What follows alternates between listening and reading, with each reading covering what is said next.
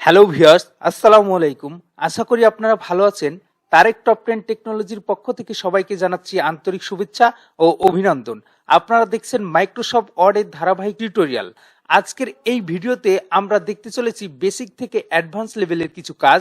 MS ওয়ার্ডের একটি picture insert করার পর আমরা বিভিন্ন সমস্যায় পড়ে থাকি। ফটোটি এদিক সেদিক নিয়ে যাওয়া, ফটোটির ভিতরে লেখা, ফটোটি ক্রপ করা, এই টাইপের নানা ঝামেলায় কিন্তু আমরা পড়ে থাকি। এগুলো সমস্যার সমাধান নিয়ে আজকে কথা বলবো। তো এক্সপার্ট হওয়ার জন্য ভিডিওটি না টেনে শেষ পর্যন্ত দেখে নেবেন। এছাড়া আমার চ্যানেলে যদি নতুন হয়ে থাকেন তাহলে চ্যানেলটি সাবস্ক্রাইব করে পাশে থাকবেন। ইতিপূর্বে আমি ইনসার্ট ট্যাবের পিকচার ইনসার্ট করে ফরম্যাট ট্যাবের পজিশন পর্যন্ত আলোচনা করেছিলাম। আজকে আমি র্যাপ টেক্সট থেকে পরবর্তী অপশনগুলো সম্পর্কে বিস্তারিত আলোচনা করব। র্যাপ টেক্সট অপশনটি দেখানোর জন্য আমাদের সর্বপ্রথম একটি পিকচারের প্রয়োজন পড়বে। তো আমি এখান থেকে ইনসার্ট ট্যাবে গিয়ে এখান থেকে পিকচার থেকে আমি ডেস্কটপ থেকে একটি পিকচার নিয়ে নিচ্ছি। তো আমি এই পিকচারটি নিয়ে নিচ্ছি। এখানে আমি পিকচারটিকে ইন ফ্রন্ট অফ টেক্সট করে দিচ্ছি এবং পিকচারটিকে আমার কাজের সুবিধার্থে আমি ছোট করে নিচ্ছি। আমার কাজের সুবিধার্থে আমি পিকচারটিকে ছোট করে নিয়েছি। এবার পিকচারটির উপর ক্লিক করলে আমি ফরম্যাট নামের একটা অপশন দেখতে পাচ্ছি। এখানে চলে যাব। এখান থেকে আমরা র্যাপ টেক্সটে চলে যাব। এখান থেকে আমরা সর্বপ্রথম যে অপশনটি দেখতে পাচ্ছি সেটি হচ্ছে ইনলাইন উইথ টেক্সট। আমি যদি এই প্রথম অপশনটিতে ক্লিক করি তাহলে আপনারা দেখবেন ইনলাইন হয়ে গেছে। আমার এই টেক্সটের সাথে ইনলাইন হয়ে গেছে।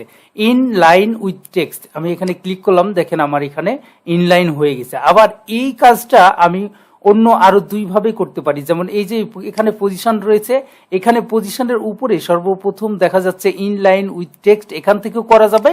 আবার এইখানে আছে লেআউট অপশন দেখা যাচ্ছে, এখান থেকে যদি আমি ক্লিক করি তাহলে এইখানে দেখেন সর্বপ্রথম যে অপশনটা রয়েছে ইনলাইন উইথ টেক্সট, এইখান থেকেও আমরা এই কাজটি করতে পারি। এরপরে যে অপশনটি রয়েছে সেটি হচ্ছে স্কোয়ার। আমরা এই অপশনটিতে যদি ক্লিক করি তাহলে আমরা দেখতে পারবো লেখাটি আমাদের চারিপাশ থেকে স্কোয়ারের মতো হয়ে যাবে। আমরা যদি মিডিলে নেই, মিডিলে নিয়ে আমি যদি এখানে ক্লিক করি তাহলে দেখতে পাবো স্কোয়ার আকারে চলে আসছে। তো এরপরে যে অপশন দুইটি রয়েছে টাইট এবং থ্রু, এই স্কোয়ার টাইট থ্রু তিনটির কাজ প্রায় সেম, একটু চেঞ্জ আছে। যেমন আমি টাইটের উপরে যদি ক্লিক করি তাহলে লেখাগুলো আরেকটু কাছাকাছি হয়ে যাবে।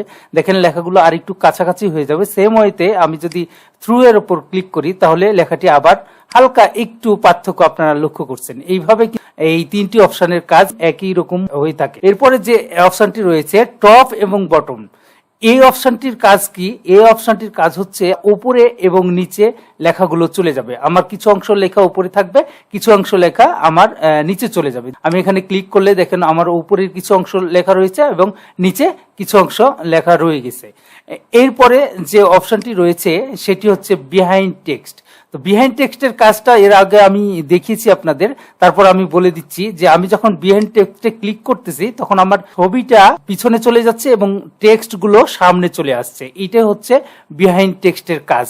আবার আমরা যখন ইন ফ্রন্ট অফ টেক্সট করতেছি তখন আমাদের কি হচ্ছে, ছবিটা আমাদের সামনে চলে আসছে, লেখাগুলো আমাদের পিছনে চলে যাচ্ছে।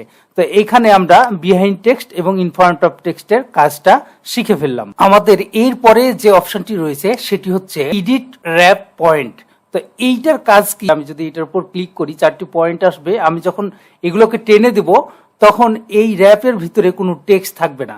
আমি করতেছি, আপনারা দেখেন, আমি এডিট র্যাপ পয়েন্টে ক্লিক করলাম। আমার এই যে দেখেন একটা পয়েন্ট, দুইটা পয়েন্ট, তিনটা পয়েন্ট, চারটা পয়েন্ট, এই পয়েন্টগুলো চলে এসেছে। আমি যদি এখান থেকে ধরে এইটাকে এইদিকে নেই একটু এবং এইটাকে ধরে এইটাকে এইদিকে নেই তাহলে দেখেন আমার এই র্যাপের ভিতরে কোনো টেক্সট কিন্তু আসছে না।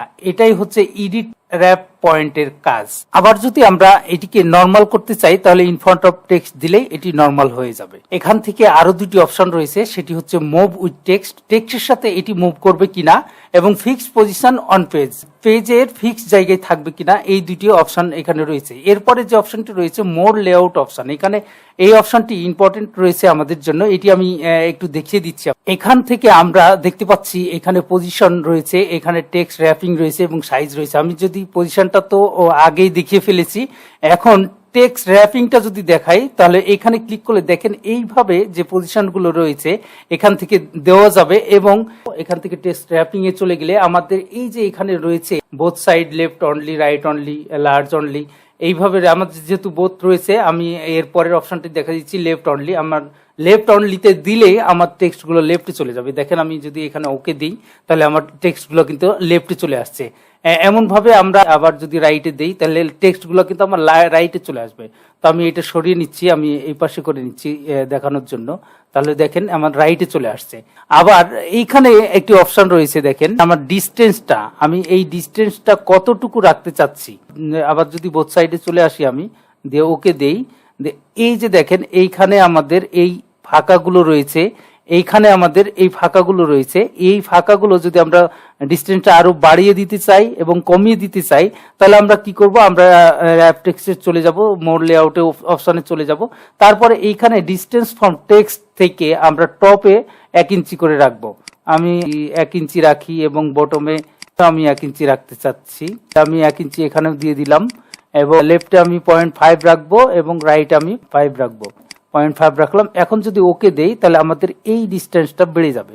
দেখেন আমি ওকে করলাম, এই যে দেখেন আমাদের এইখানে ডিস্টেন্সটা কিন্তু বেড়ে গেল। আবার যদি আমরা কমাতে চাই তাহলে সেম ভাবে আমরা কমিয়ে ফেলতে পারি। এখান থেকে আমরা মোর অপশনে গিয়ে আবার যদি আমরা এখানে 0 দেই, এখানেও 0 দেই, আবার লেফটে 0 দেই, এখানে 0 দিলাম এবং এখানেও আমরা 0 দিয়ে দিলাম। ওকে প্রেস করলাম, দেখেন এই দূরত্বটা কিন্তু কমে গেছে। এভাবে আমরা কাজগুলো করে নিতে পারি। এরপরে যে অপশনটি রয়েছে সেটি হচ্ছে ব্রিং ফরওয়ার্ড এবং সেন্ড ব্যাকওয়ার্ড। তো এইটির জন্য কি করতে হবে, আমাকে একটি ছবি ইনসার্ট করে নিতে হবে। তো আমি ইনসার্টে চলে গেলাম, পিকচারে চলে গেলাম। পিকচার থেকে আমি ডেস্কটপ থেকে একটি ছবি আমি ইনসার্ট করে নিলাম। আমি এই ছবিটি ইনসার্ট করে নিতে চাচ্ছি। তাহলে আমার এই ছবিটি আমার এখানে ইনসার্ট হয়ে গেল। এই ছবিটিকে আমি ইন ফ্রন্ট অফ টেক্সট করে দিলাম। টেক্সট করে দিয়ে আমি এখানে নিয়ে আসলাম এবং এই ছবিটিকে আমি একটু বড় করে নিলাম। এই যে আমার এই ছবিটা দেখেন, আমি এই ছবিটার উপরে রাখলাম এবং আমি এখানে যদি সেন্ড ব্যাকওয়ার্ডে গিয়ে আমি যদি সেন্ড টু ব্যাক দেই তাহলে এই ছবিটা আমার ছবির নিচে চলে যাবে। তাহলে দেখেন আমি যদি এখানে দেই আমার এই ছবিটা সামনে চলে আসলো এবং এই ছবিটা পিছনে চলে গেছে। আবার যদি এই ছবিটাকে আমি এই ফ্ল্যাগ আলা ছবিটাকে আমি যদি সামনে নিয়ে আসতে চাই তাহলে আমাকে কি করতে হবে, ব্রিং ফরওয়ার্ড এখানে এই অপশনে ক্লিক করে আমার ব্রিং টু ফ্রন্ট এই অপশনটাতে ক্লিক করলে আমার এই ছবিটা সামনে চলে আসবে। দেখেন আমি এখানে ক্লিক করতেছি, এই ছবিটা আমার সামনে চলে আসবে। তো আমরা এইভাবেই ব্রিং ফরওয়ার্ড এবং সেন্ড ব্যাকওয়ার্ডের কাজটা করে নিতে পারি। এরপরে যে অপশনটি রয়েছে সেটি হচ্ছে সিলেকশন প্যান। তো সিলেকশন প্যানের কাজটা কি, সেটা হচ্ছে হাইড করা এবং শো করা। তো আমি যদি এখানে ক্লিক করি তাহলে দেখবেন এখানে শো অল লেখা রয়েছে এবং হাইড অল লেখা রয়েছে। আমি যদি এই ছবি দুইটা দেখেন, আমি এই ছবি দুইটা যদি একসাথে হাইড করতে চাই তাহলে আমি যদি এইখানে হাইড অল এই অপশনটাতে ক্লিক করি তাহলে আমার ছবি দুইটা কিন্তু চলে যাচ্ছে। আবার যদি আমরা দেখতে চাই তো সেক্ষেত্রে আমরা কি করব, শো অল এই অপশনটাতে ক্লিক করলে আমার ছবি দুটো কিন্তু চলে আসবে। আমরা যদি একটি একটি করে ছবি দুইটাকে হাইড করতে চাই এবং শো করাতে চাই সেটিও আমরা এখানে করতে পারবো। দেখেন আমার এখানে পিকচার 8 এইখানে চোখের মধ্যে আইকন রয়েছে, এখানে যদি আমি ক্লিক করি দেখেন আমার একটা ছবি কিন্তু হাইড হয়ে যাচ্ছে। আবার সেম হয়তো পিকচার 3 লেখা রয়েছে, এখানেও যদি আমি চোখের মতো আইকনটাতে ক্লিক করি তাহলে আমার এখানে কিন্তু হাইট হয়ে যাচ্ছে। দেখেন আমার দুইটি ছবি কিন্তু হাইট হয়ে গেল। আবার যদি আমি শো করাতে চাই তাহলে শো অল দিলে আমার ছবি দুটো কিন্তু শো হয়ে যাচ্ছে। এইভাবে আমরা সিলেকশন প্যানের কাজটি করতে পারি। এরপরে যে অপশনটি রয়েছে সেটি হচ্ছে অ্যালাইনমেন্ট। অ্যালাইনমেন্টের এখানে অসংখ্য অপশন রয়েছে, আমি এগুলো একটু করে দেখিয়ে দিচ্ছি আপনাদের। তো তার আগে আমি এই ছবিটাকে রেখে আমি এই ছবিটাকে ডিলিট করে দিচ্ছি। তো এইখানে দেখেন আমার এই ছবিটা রয়েছে, আমি এই ছবিটার উপরে ক্লিক করে ফরম্যাটে চলে যাব, তারপরে অ্যালাইনমেন্টে চলে যাব। আমি এখান থেকে অ্যালাইনমেন্ট আমি যদি এইখানে ক্লিক করি তো আমার ছবিটা লেফটে চলে যাবে। দেখেন আমি ক্লিক করার সাথে সাথে আমার লেফটে চলে যাচ্ছে। আবার যদি আমি রাইটে নিতে চাই তাহলে আমি অ্যালাইনমেন্ট রাইট ক্লিক করলে আমার রাইটে ছবিটা চলে আসছে। এমনি ভাবে আবার যদি আমরা সেন্টারে নিতে চাই তাহলে আমরা সেন্টারে ক্লিক করলে সেন্টারে চলে আসবে। আবার যদি আমরা নিচে নিতে চাই একেবারে নিচে চলে আসবে, তাহলে আমরা কি করব, অ্যালাইনমেন্ট বটমে ক্লিক করলে আমার এখানে কিন্তু নিচে চলে আসলো। তো এইভাবে অ্যালাইনমেন্টের কাজ করে নিতে পারি। এরপরে যে অপশনটি রয়েছে সেটি হচ্ছে রোটেট। তো আমরা এই রোটেট ক্লিক করলে দেখা যাচ্ছে রোটেট 90 ডিগ্রি, লেফট 90 ডিগ্রি এবং ফ্লিপ ভার্টিক্যাল এবং ফ্লিপ হরিজন্টাল, এই 4টি অপশন রয়েছে। তো আমরা যদি এখানে 90 ডিগ্রি রাইটে নিতে চাই তাহলে আমি এই অপশনটিতে ক্লিক করব। তার আগে আমি পজিশনটা নিয়ে চলে আসি, মিডিল পজিশনে রাখতে চাচ্ছি ছবিটিকে। এই যে 90 ডিগ্রি রোটেট হয়ে গেছে, আমি আবার যদি লেফটে ক্লিক করি 90 ডিগ্রি লেফট হয়ে যাবে।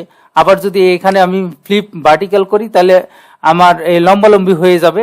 ফ্লিপ ভার্টিক্যাল করলে আমার ছবিটি লম্বালম্বি উল্টো দিকে হয়ে গেছে। তো এইভাবে আমরা ছবিটিকে আমরা রোটেট করে নিতে পারি। এরপরে যে অপশনটি রয়েছে সেটি হচ্ছে ক্রপ। তো তার আগে আমি রোটেট করে নিই, আমি এটাকে ভার্টিক্যাল করে দিয়ে সোজা করে নিচ্ছি।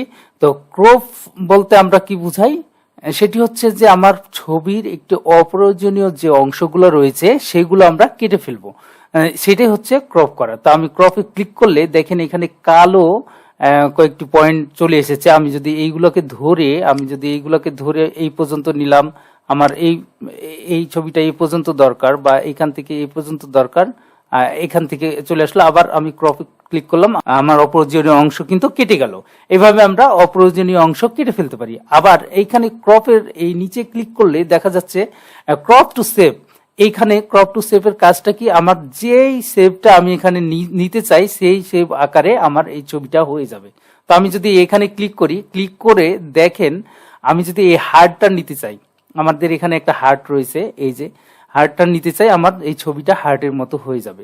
দেখেন আমি এখানে ক্লিক করার সাথে সাথে আমার এই ছবিটা কিন্তু হার্টের মতো হয়ে যাচ্ছে।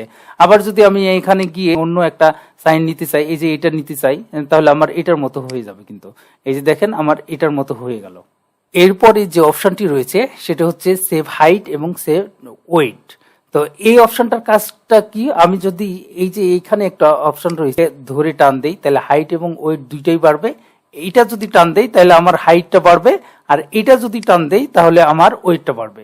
তো এই কাজটি আমরা এখান থেকে করতে পারি। আমরা যদি এখানে বাড়িয়ে দেই তাহলে দেখেন আমরা হাইটটা বাড়তেছে, আবার যদি এখানে কমিয়ে দেই তাহলে দেখেন আমার হাইটটা কমে যাচ্ছে। আবার যদি এখানে আমরা কমিয়ে দেই, আবার এখান থেকে কমিয়ে দেই, আমরা এইভাবে কমিয়ে এবং বাড়িয়ে নিতে পারি হাইট এবং ওয়েটটা।